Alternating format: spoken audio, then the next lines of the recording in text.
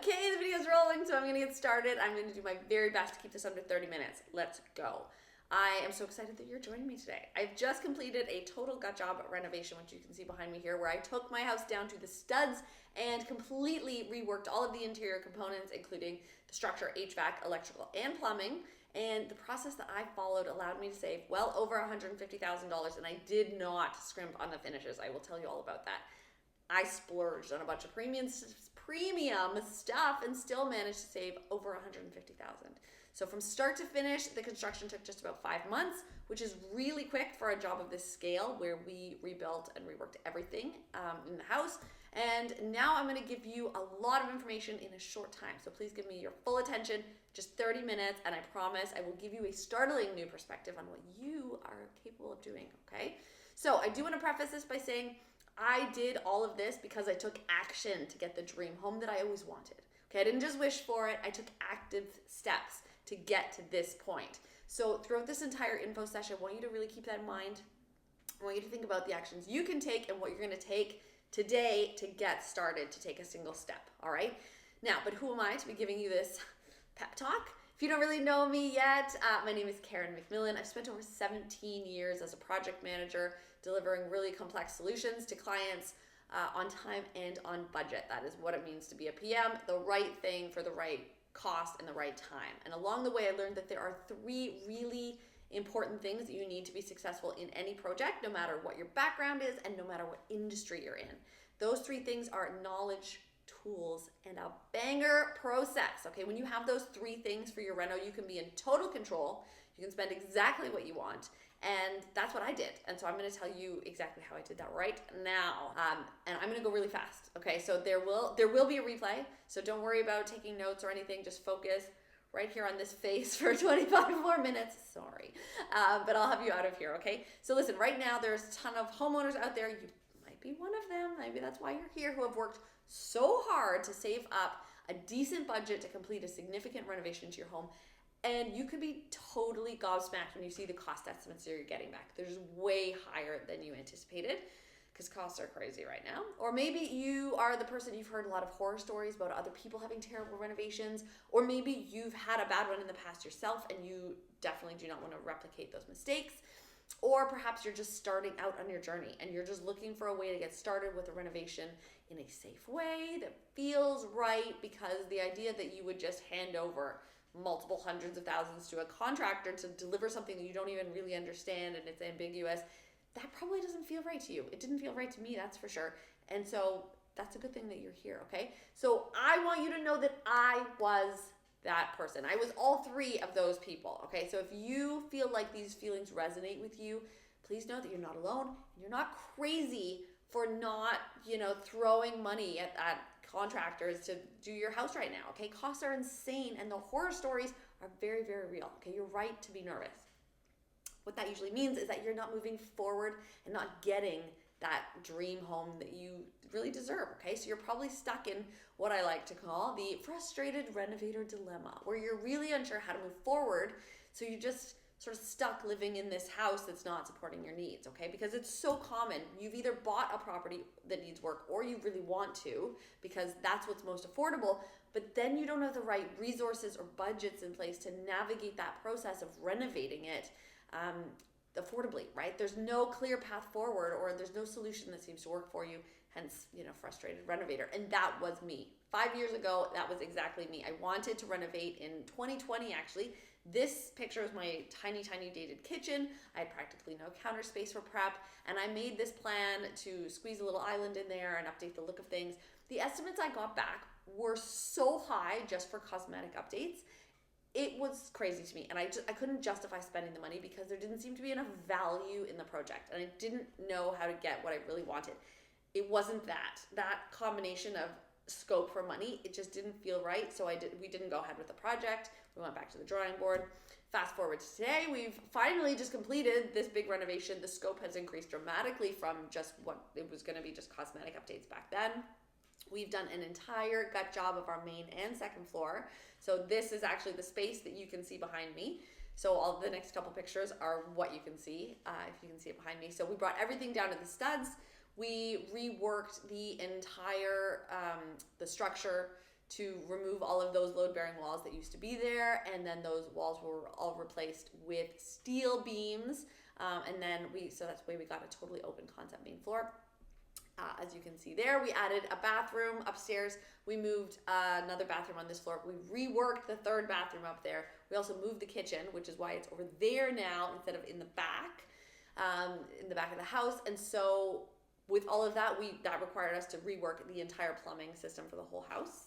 Pretty much all got redone. Most of the HVAC ducts were located in the load-bearing walls we removed, so we had to completely reroute almost all of the supply and return ducts. And then obviously, since the walls were open, we completely rewired all the electrical too. And since we had demoed everything down to the studs, we had to completely re-insulate and vapor barrier and drywall and all of the interior fittings, light fixtures, flooring, closets, everything. And we also replaced 4 windows and installed that big window wall at the back, if you can see it. Just that alone for the actual window wall itself and installation cost $26,000.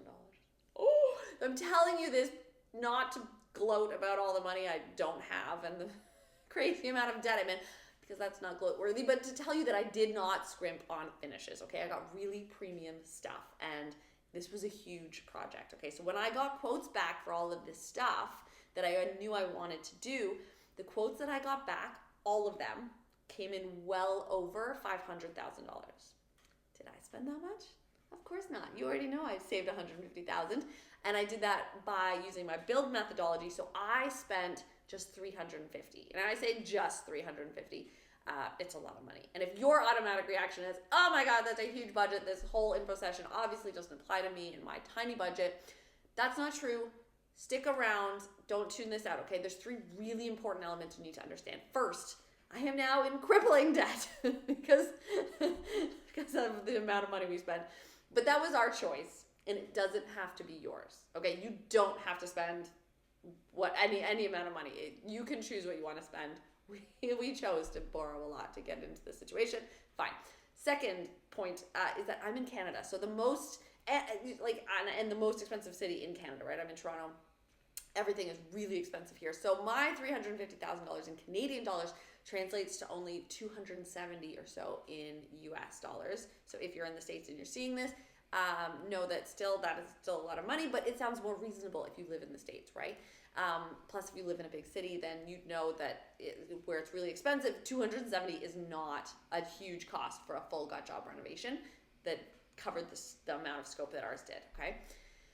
And the third most important element is that you don't need a huge budget to renovate your house either. We spent so much because I wanted these really high-end finishes.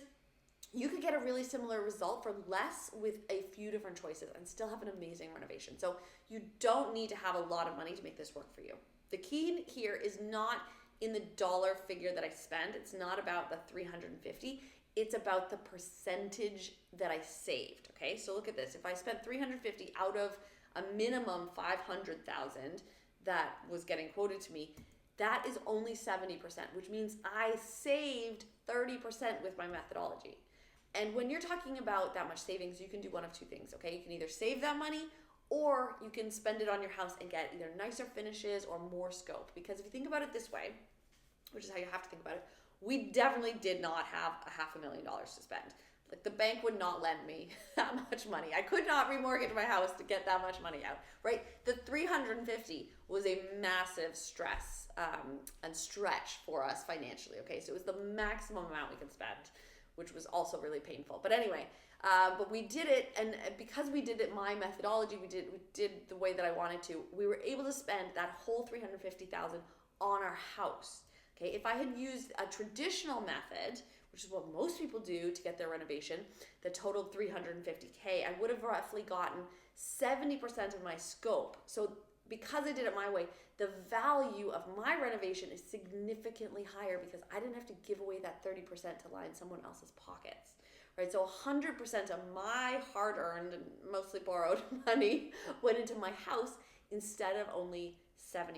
So if you find yourself feeling like you're that frustrated renovator and you want to maximize your budget on your home and actually get an affordable and strategic renovation, then perhaps what you need is a new identity, that of a successful builder, okay? That's what I like to call it, where you can get that high value renovation that you need. Okay, so here's what it means to be a builder.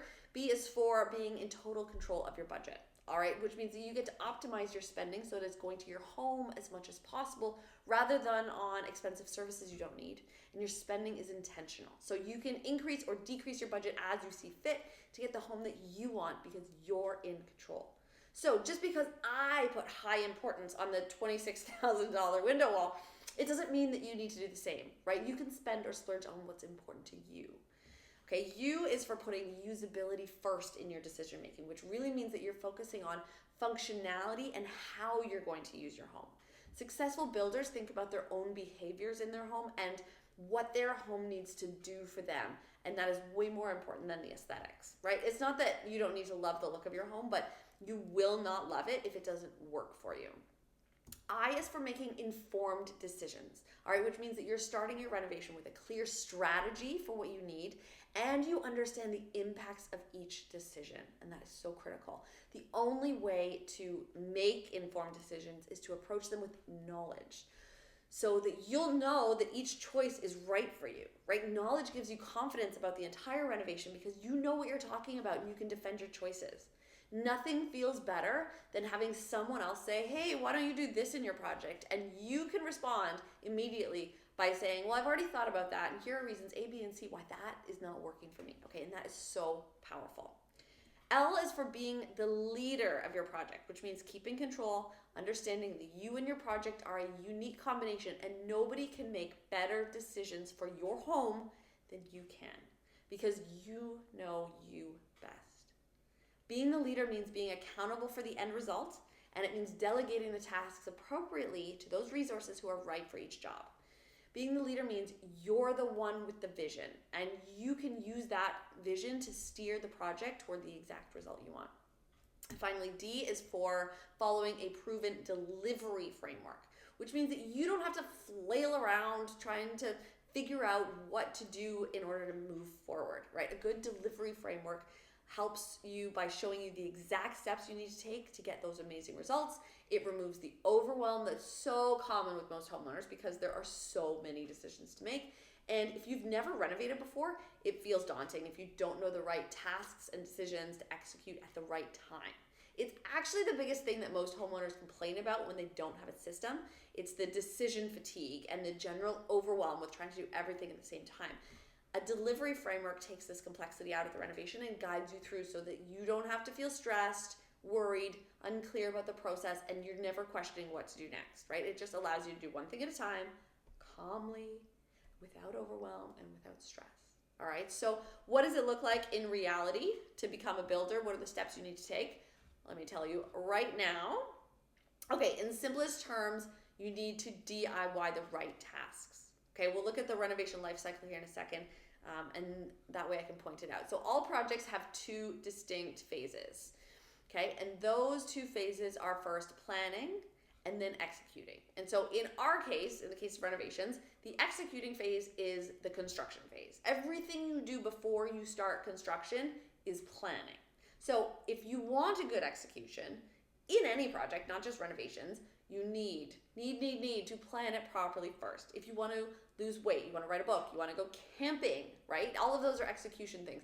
The key to success will be found in how well you plan the task before you execute. The planning phase is the most important activity of the entire renovation, and it's the most important one for a homeowner to DIY. Okay, but because nobody talks about this, most people don't even know there is a process or that it's something that they can and should do, right?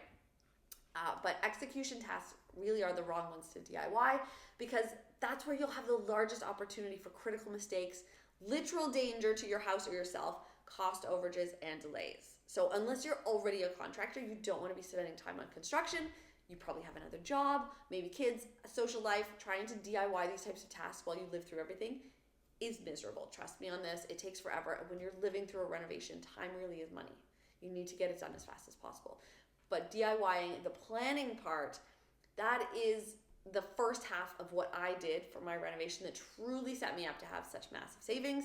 And this is really, really important, okay? If you've been multitasking, come on back, listen to this. So you can look at the savings through two lenses. The first given the scope of my project, if I'd have paid a designer to do the planning work that I did, I'm quite sure it would have cost me upwards of $30,000. Quite possibly 40 or 50 given the prices of services these days. Remember, it was a huge project, and I was able to specify everything in my documentation, including my exact kitchen design, lighting plans, electrical plans, even the dimensions for the custom mirrors in the bathrooms, right? And if I had expected all of that from a designer, which you actually really need to do, if you're going to get a designer, then you need to get to that level of detail in order to avoid mistakes, and because you need a full package, it would easily cost that much. Okay, so just doing the planning myself saved me money directly in a time for money capacity. But the second lens is this, which is really part two of how I was able to save that $150,000. Since I had done such an incredible job with the planning phase, if I do say so myself, because I did that job, I knew every detail of what was going to happen in my reno, and therefore I was able to manage the execution phase myself instead of hiring a contractor. So the contractor, a general contractor, would have easily charged me $150,000 or more for a job of this scale, just in their management fees alone.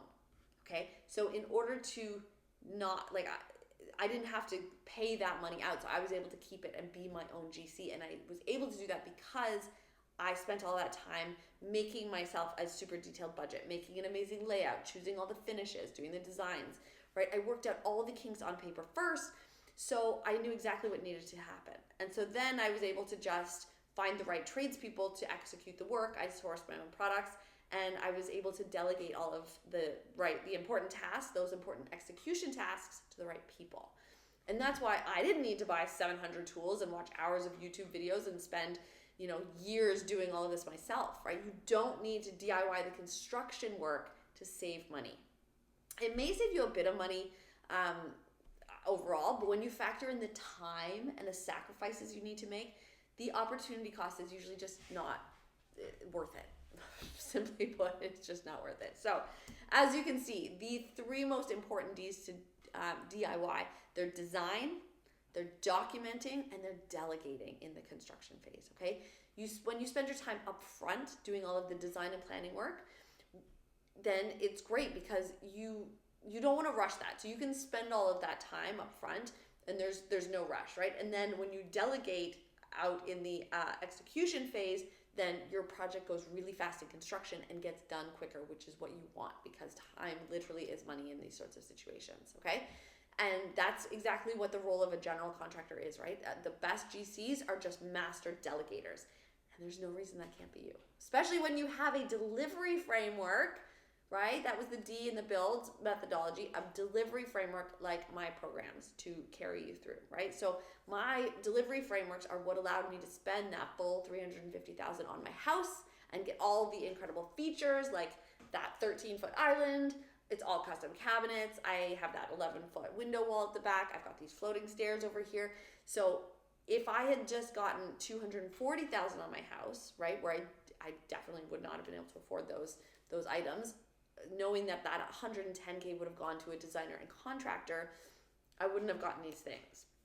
So I hope you can see the difference and how much value you can get out of your renovation if all of your money went to your home instead of just service providers, right? So, or if you didn't even want to spend all that money and you didn't want to, if you didn't want these fancy things, then you could just spend $240 and all in your house and get cheaper things and save the rest, right? And that's what's really great.